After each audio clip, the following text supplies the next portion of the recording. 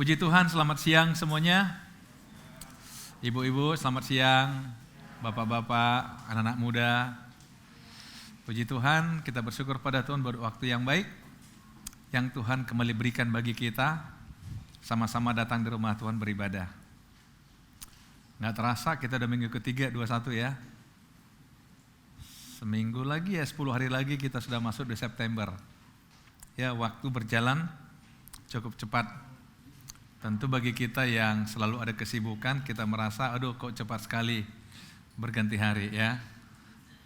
Tapi bagi orang yang banyak waktunya kosong, kok lama sekali waktu berlalu.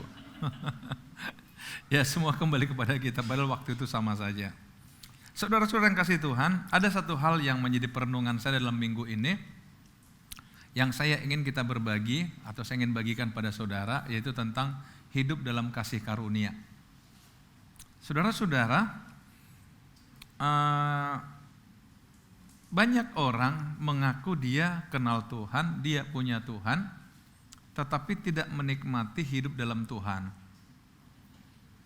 Jadi, memang kita hidup di dunia ini, saudara, kita hidup ya dalam dunia nyata lah. Kita tidak, sekalipun kita anak Tuhan, kita nggak bisa mengatakan saya di dunia tapi hidup saya seperti nggak di dunia, nggak juga lah. Kita hidup dalam kenyataan. Jadi saudara tolong cubit sebelah saudara, kalau dia menjerit berarti dia hidup dalam kenyataan. Ya, jadi kita hidup dalam kenyataan. Kita nggak bisa memungkiri kenyataan yang ada. Apa yang kita alami itu real, benar-benar memang ada terjadi. Tetapi yang harus kita pahami adalah bahwa ada keunggulan hidup sebagai anak Tuhan. Identitas kita sebagai anak Tuhan itu bukan sekedar identitas, tapi ada hak-hak kita yang harus kita miliki, nikmati di dalamnya. Ini yang saya maksud hidup dalam kasih karunia Tuhan. Saudara-saudara, kasih karunia itu artinya adalah sesuatu yang bisa kita terima bukan karena kita berbuat sesuatu. Dalam Alkitab dibedakan antara upah dengan kasih karunia atau anugerah. Kalau upah itu adalah kita berbuat sesuatu dan kita dapat sesuatu. Itu namanya upah. Jadi imbalan. Tapi kasih karunia adalah kita mendapat sesuatu bukan karena kita buat sesuatu. Dan Tuhan berikan itu pada kita. Nah, karena itu saya ingin kita belajar apa maksud saya dengan hidup dalam kasih karunia. Mari kita baca di dalam Matius pasal yang kelima ayat 1-5.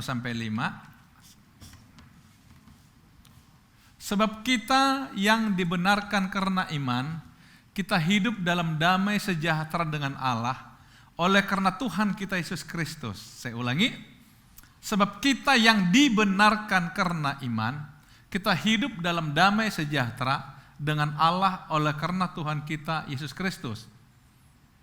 Kalimat atau kata yang saudara coba pahami di sini adalah dibenarkan karena iman. Dibenarkan karena iman, hidup dalam damai sejahtera. Jadi dibenarkan karena iman, hidup dalam damai sejahtera.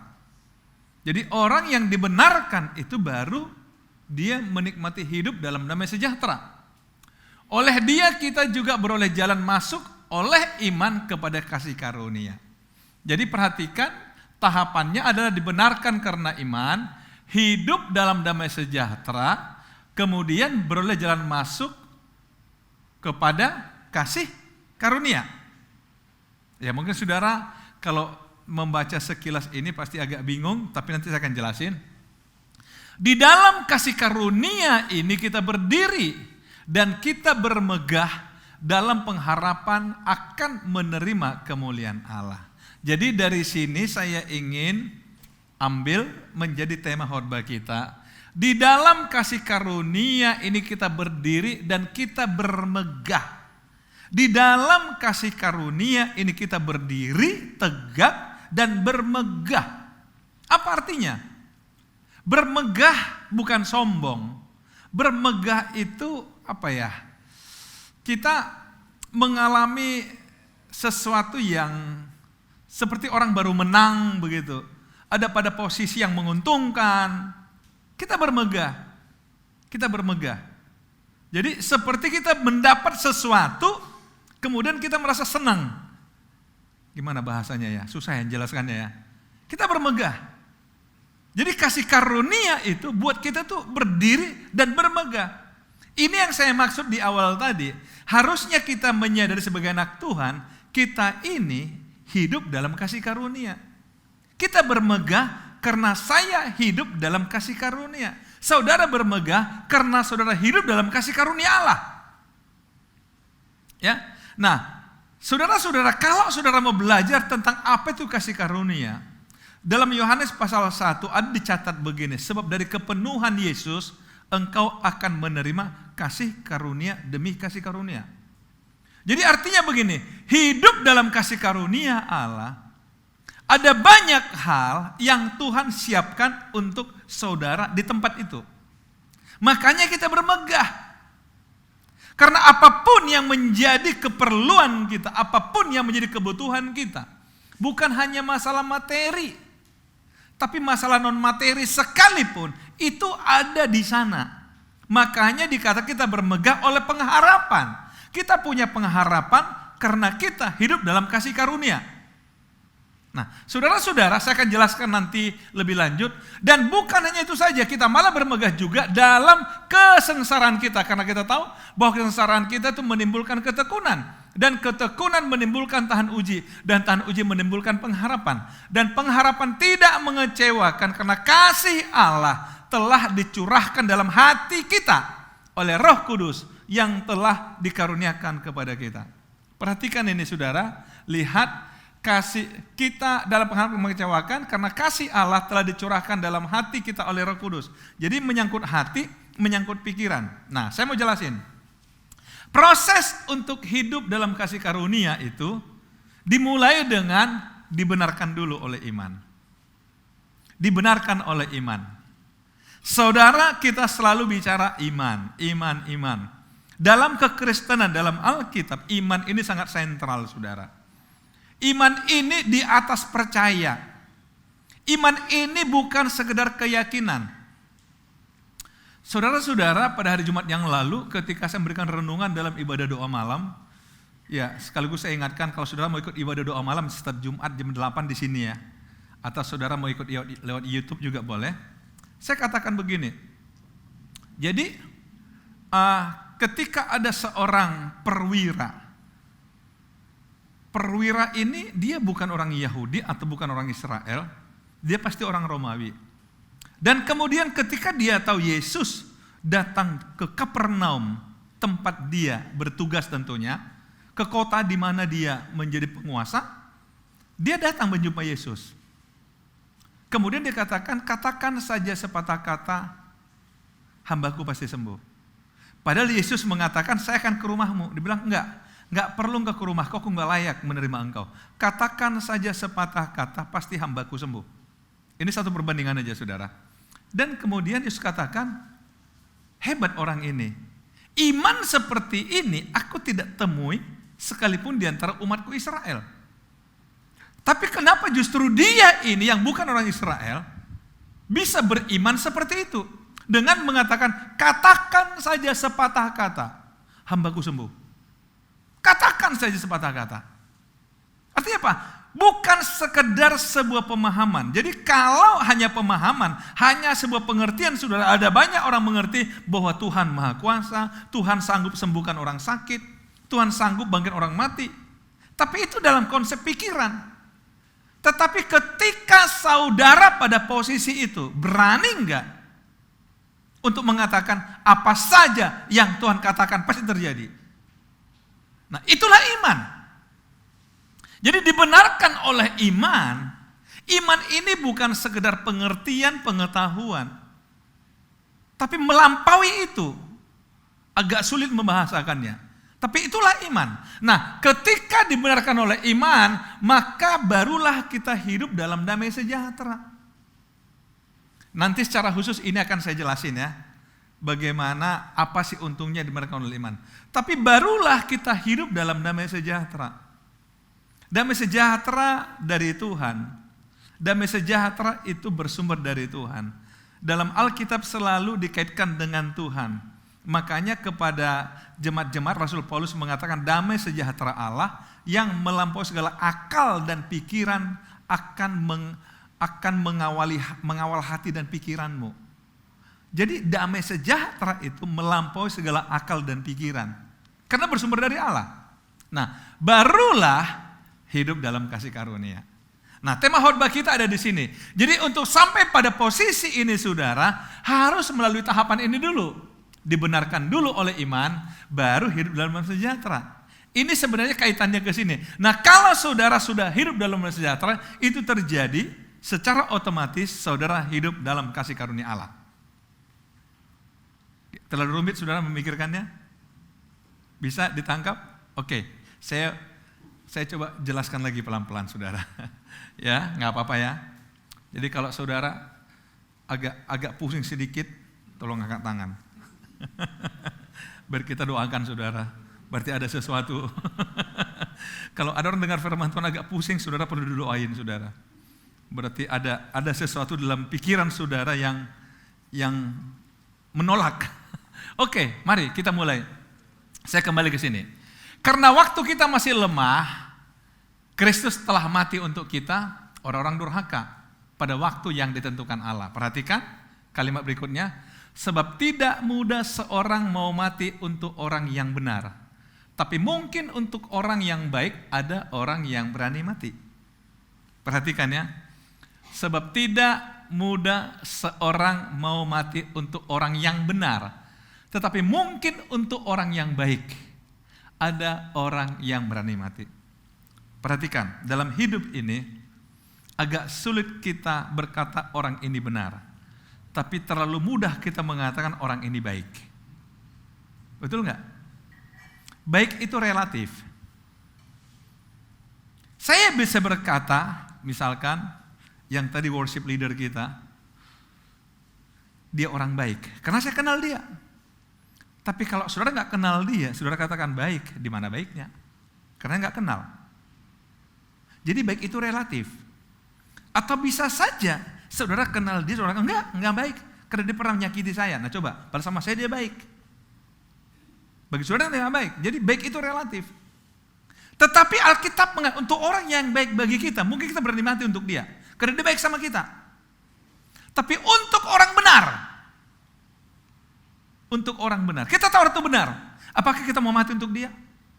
Makanya Alkitab mengatakan apa? Nggak mudah mati untuk orang benar. Untuk orang baik iya. Saya coba simpulkan begini saudara. Dalam Alkitab, kebenaran itu absolut. Tetapi kebaikan itu relatif. Sekali lagi, kebenaran itu absolut. Orang mengatakan untuk satu yang benar yang absolut. Apa sih ukurannya dalam hidup ini? Apa sih ukurannya di dunia ini? Karena apa? Karena kebenaran yang kita miliki itu standarnya sudah berbeda dengan standar Alkitab. Kebenaran kita dipengaruhi oleh pikiran kita. Kebenaran kita dipengaruhi oleh perasaan kita. Kebenaran kita dipengaruhi oleh pengalaman hidup kita. Setuju saudara? Jadi kalau saudara bicara misalkan tentang memori bawah sadar saudara, memori bawah sadar yang akhirnya saudara katakan nurani, yang akhirnya saudara katakan insting, ini semua saudara itu melalui proses yang akhirnya membentuk sebuah pengertian mindset saudara. Jadi ketika saudara dihadapkan pada sesuatu yang berbeda dengan itu, saudara pasti mengatakan ini enggak benar. Yang benar adalah saya. Ini kebenaran manusia. Jadi saudara-saudara, saya ingin kita melihat hidup ini. Ketika Yesus mengatakan, ketika Alkitab mengatakan, tidak mudah mati untuk orang yang benar. Karena apa? Kita selalu berkata dalam hidup ini, orang yang benar itu pasti menderita orangnya. Tapi untuk orang yang baik, orang mau. Karena apa? Ada hubungan emosional. Akan tetapi Allah menunjukkan kasih-Nya kepada kita oleh karena Kristus telah mati untuk kita ketika kita masih berdosa. Kristus mati ketika kita masih berdosa. Lebih-lebih karena sekarang kita telah dibenarkan oleh darah-Nya. Saya kembali saudara. Jadi seseorang yang dibenarkan oleh Yesus, maka dia masuk kategori orang benar. Dan karena kita sudah dibenarkan untuk itulah, untuk kita Yesus mati. Atau saya coba buat seperti ini sederhananya saudara. dibenarkan oleh iman, proses awal adalah Kristus telah mati untuk kita. Ya, Kristus mati untuk kita. Halo, jangan tegang sekali, tolong relax sedikit, saudara. Ya, Kristus, enggak, ini saudara, kadang-kadang begini ya, kita iman Kristen itu harusnya dalam, supaya ketika orang nanya pada kita, kita tahu apa yang kita percayai. Jadi kalau dibenarkan oleh iman, itu diawali dengan kita percaya bahwa Kristus telah mati untuk kita. Mengapa kekristenan selalu bicara Kristus telah mati untuk kita? Saudara-saudara tahu, sama seperti dikatakan, Dia menebus kita dari dosa. Saudara, masalah manusia yang terbesar bukanlah masalah sakit, kesehatan, bukanlah masalah ekonomi, bukanlah masalah sosial, tapi masalah rohani, yaitu dosa. Ini masalah yang terbesar bagi manusia. Kenapa saya katakan demikian? Lihat, mari kita buktikan dalam Alkitab. Kalau sekedar untuk memberi makan orang, Tuhan pernah memberi makan lewat Nabi Musa, memberi makan 2 juta orang Israel selama berapa tahun? 40 tahun. Betul? Dalam perjalanan dari Mesir menuju ke Kanaan. Setiap hari Tuhan kasih mereka makan. Kalau masalah orang sakit, nabi-nabi dalam Alkitab Perjanjian Lama banyak dipakai Tuhan untuk menyembuhkan orang sakit. Bahkan bangkitkan orang mati Elisa pernah. Apalagi masalah, saudara. Tetapi mengapa Yesus harus datang ke dunia? Karena ada satu masalah dalam hidup kita yang tidak mungkin diselesaikan kecuali melalui kematian, yaitu dosa. Karena di Alkitab jelas mengatakan upah dosa ialah maut. Setiap orang berdosa harus mati. Dalam hukum Taurat jelas sekali, orang berdosa harus dihukum mati. Orang berdosa hukum mati. Kecuali kalau mereka datang kepada imam dengan membawa apa? Korban yang hidup. Bisa lembu, kalau dia agak lumayan ekonominya lembu. Kalau agak menengah biasanya kambing atau domba. Kalau lebih lemah lagi burung. Jadi saudara, zaman dulu itu langsung ketahuan saudara, apa yang dia bawa, oh ekonomi dia berarti di sini. Tetapi saudara, tidak mungkin ada penyelesaian dosa tanpa ada nyawa, tanpa ada korban, tanpa ada kematian. Jadi yang dilakukan pada masa lalu adalah, kalau saya berdosa, seandainya saya pada hidup dalam perjanjian lama, maka saya akan datang pada imam dan saya mengaku dosa saya, dan kemudian imam katakan, kalau begitu apa yang kau bawa? Saya bilang, saya bawa lembu.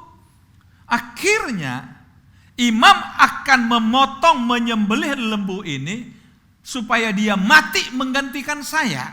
Bisa jelas saudara? Jelas, menggantikan saya. Jadi di dalam perjanjian lama saudara, mengapa mereka harus bawa korban yang hidup dan harus dikorbankan mati nyawanya, darahnya dicurahkan? Karena waktu itu Yesus belum mati untuk kita. Jadi saudara, kalau ada yang bertanya, bagaimana dengan keselamatan orang-orang yang hidup sebelum Yesus? Sama dengan keselamatan kita, cuma bedanya adalah mereka beriman kepada Yesus yang akan datang, atau Mesias yang akan datang. Karena Mesias belum datang, mereka harus bawa korban yang hidup. Tetapi karena kita beriman kepada Yesus yang telah datang, yang telah mati bagi kita, makanya kita tidak perlu bawa korban yang hidup. Bisa dipahami saudara? Karena itu saudara dan saya bersyukur hidupnya di zaman sekarang. Bayangkan kalau saudara hidup di zaman perjanjian lama, begitu capeknya beribadah, begitu capeknya beragama saudara. Saudara nggak boleh masuk ke bait Allah kalau tidak geret-geret kambing saudara. Tapi sekarang kita nggak perlu. Kenapa? Kristus telah mati untuk saya. Jadi saudara dibenarkan oleh iman. Yang pertama adalah karena saya percaya Yesus mati bagi saya. Yesus mati bagi dosa saya. Bisa katakan amin? Saya percaya saudara-saudara yang hadir hari ini adalah karena saudara menyadari Yesus sudah mati untuk saudara. Makanya kita ada di sini hari ini. Yang kedua, akhirnya karena Yesus mati untuk saya dibenarkan oleh darahnya. Tadi sudah saya katakan, domba atau lembu yang dibawa pada imam, maka lembu itu disembelih dan darahnya dibuang, dicurahkan. Maka darah itu nyawa. Darah nyawa. Ini juga jadi alasan saudara, kenapa orang Kristen harusnya tidak makan darah. Karena darah itu nyawa. Loh, baca Alkitab saudara, kalau saudara perlu pendalaman nanti, 3 malam kita diskusi. Untuk meyakinkan saudara bahwa darah itu bukan makanan, itu nyawa saudara. Saudara-saudara, nyawa, darahnya. Coba saudara bayangkan, kalau ada hewan gak ada darahnya, berarti pasti dia ada hewan gak ada darahnya, hidup? Enggak. Yesus memberikan darahnya bagi saudara. Saudara, ini bukan hal yang mudah saudara. Bukan hal yang mudah. Karena itu keselamatan itu mahal.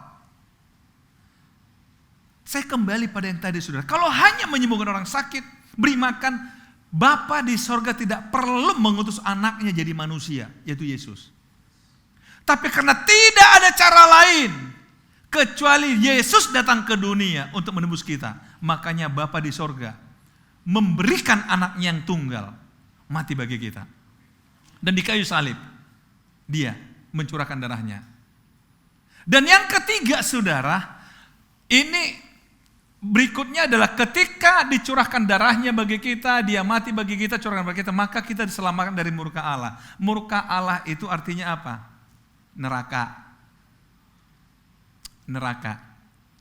Saudara, saya sebagai pendeta tidak pernah ragu kalau saudara orang yang rajin ke gereja dan saya tahu rajin beribadah. Saudara lihat, saya melihat saudara secara kerohanian juga bertumbuh dalam Tuhan. Seandainya ini dijauhkan Tuhan ya, saudara kalau bicara kematian orang langsung takut. Seandainya saudara dipanggil Tuhan, saya akan berani mengatakan, saya sangat yakin ibu ini, bapak ini, anak muda ini hari ini bersama dengan Bapa di sorga. Dia masuk sorga, tidak masuk neraka. Karena apa? Loh, ini alasannya. Jadi saudara yang percaya pada Kristus yang telah mati bagi saudara, saudara yang dibenarkan darahnya, saudara nggak usah takut hadapi kematian, masuk sorga. Amin saudara. Kok jadi takut? Bilang mati takut ya? Gimana saudara? Nah inilah pengharapan itu. Diselamatkan dari murka Allah. Saudara-saudara, masalah terbesar kita adalah dosa. Saya ulangi lagi, masalah terbesar adalah dosa. Hidup di dunia berapa tahun sih? 70, 80? Alkitab mengatakan 80, tapi sudah mulai agak kesulitan. Kita mungkin bangga, wah kakek saya 90, 100. Tapi coba lihat orang yang habis 80, hidupnya dia sebenarnya sudah lebih banyak menderitanya pada senangnya. Tapi kita bahagia, wah saya masih punya orang tua, saya masih punya kakek, masih hidup. Katakanlah hidup 100 tahun, tetapi saudara tahu yang namanya kekekalan. Tidak bicara 100 tahun, tidak bicara 1000 tahun, dia bicara keabadian. Karena itu saya katakan begini, jangan korbankan keabadian hanya karena puluhan tahun di dunia ini. Tapi yang menarik adalah kehidupan kekekalan tergantung bagaimana kita hidup di dunia ini, saudara. Berarti semua kembali pada kita. Apa mau kita lakukan di hidup ini, saudara? Nah ini, dari murka Allah. Oleh karena itu, saudara, kalau dibenarkan oleh iman, maka kita barulah hidup dalam kasih karunia setelah dibenarkan tadi. Apa itu artinya? Hidup dalam damai sejahtera. Jadi saya kembali pada tema khotbah kita. Orang yang hidup dalam kasih karunia, dia akan hidup dalam damai sejahtera. Saudara yang bisa mengukur saudara? Saudara hidup dalam damai sejahtera atau enggak? Damai sejahtera masih ada enggak dalam hidup saudara? Saudara katakan, ya punya banyak masalah. Saya suka dengan statement yang mengatakan begini, damai sejahtera itu bukan sebuah kondisi, tapi sebuah sikap hati. Tapi kalau saudara yang tadi sudah dibenarkan oleh iman, prosesnya adalah Yesus mati bagi saudara, darahnya tercurah menghapus dosa saudara, saudara bebas dari murka Allah, saudara hidup dalam kasih karunia. Artinya apa? Saudara harus hidup dalam damai sejahtera. Amin saudara. Ini yang pertama yang tidak bisa diberikan oleh apapun di dunia ini. Hidup dalam damai sejahtera. Yang kedua, hidup dalam pengharapan. Orang kalau nggak punya pengharapan saudara, berat hidupnya. Seandainya ada yang mengatakan pada saudara, pulang gereja nanti, Bu jangan lupa, besok kita ketemu, ada hadiah untuk ibu. Hadiah ini pasti kejutan bagi ibu, karena ibu belum pernah dapat hadiah sebesar ini. Saya percaya malam ini saudara nggak tidur, ibu-ibu. Dan bahkan lihat jam, kok masih jam 12 ya tidur, kok masih jam 1 ya, kok nggak langsung jam 9 ya. Karena apa? Ada pengharapan. Pengharapan ini buat kita bersemangat dalam hidup. Amin saudara. Makanya orang hidup dalam kasih karunia, hidup dalam pengharapan. Termasuk juga ketika ada kesengsaraan, kesengsaraan itu tidak jadi masalah bagi dia karena hidup dalam pengharapan. Siapa sih di hidup ini nggak pernah merasa sengsara? Saudara, Alkitab memberikan rumusan sederhana sekali. Pencobaan-pencobaan, masalah-masalah yang kau ada, pencobaan biasa yang tidak melampaui kekuatanmu. Artinya apa? Apa artinya biasa? Orang lain juga mengalaminya. Hidup ini penuh resiko, saudara. Saya katakan sekali lagi, hidup ini apapun profesi yang kita ambil ada resiko. Ada resiko. Jangankan profesi, makan pun beresiko. Saudara pernah dengar orang makan bakso mati? Loh benar, ini kejadian mungkin 20 tahun yang lalu. Orang makan bakso keselak. Jadi masih bulat-bulat, keselak.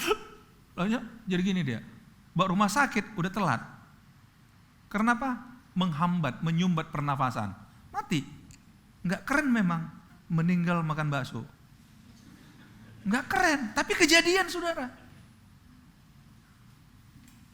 Jadi saudara, hidup ini ya begitulah hidup. Tapi ini katakan saudara, jangan juga gara-gara sudah enggak makan bakso, janganlah. Jangan enggak makan bakso saudara. Jadi orang bisa kesengsaraan. Tetapi kalau saudara hidup dalam kasih karunia Tuhan, saudara bisa bermegah dalam kesengsaraan. Karena apa? Saudara punya pengharapan. Aku punya Tuhan. Aku punya Tuhan yang menemani aku. Aku punya Tuhan akan menyelesaikannya bagiku. Aku punya Tuhan akan menolong aku. Aku punya Tuhan menjadi pengharapan. Bahkan saudara akan berani mengatakan, sekalipun di dunia aku menderita, tapi nanti di sorga aku bahagia bersama dengan Tuhan. Ini buat kita bahagia. Kenapa? Kita hidup dalam kasih karunia Allah. Nah, efeknya lagi maka kita akan tekun menjalani hidup, nggak pernah menyerah dengan hidup, nggak pernah pasrah dengan kenyataan hidup yang pahit sekalipun. Kita tekun menjalani hidup kita. Dan yang terakhir, kita terlatih menjadi orang yang tahan uji. Tahan uji saudara. Itulah hidup dalam kasih karunia Allah. Jadi keuntungan sekali lagi, orang hidup dalam kasih karunia Allah adalah yang pertama, dia hidup dalam damai sejahtera. Yang kedua, dia hidup dalam pengharapan. Yang ketiga, dia bermegah sekalipun dalam kesengsaraan. Yang keempat, dia menjadi orang yang tekun dan tahan uji. Amin saudara. Jadi jangan cengeng. Sadarilah saudara hidup dalam kasih karunia Allah. Saudara dalam genggaman Tuhan. Saudara dilindungi oleh Tuhan. Saudara dijaga oleh Tuhan. Karena saudara hidup dalam kasih karunia Tuhan. Amin. Tuhan Yesus memberkati.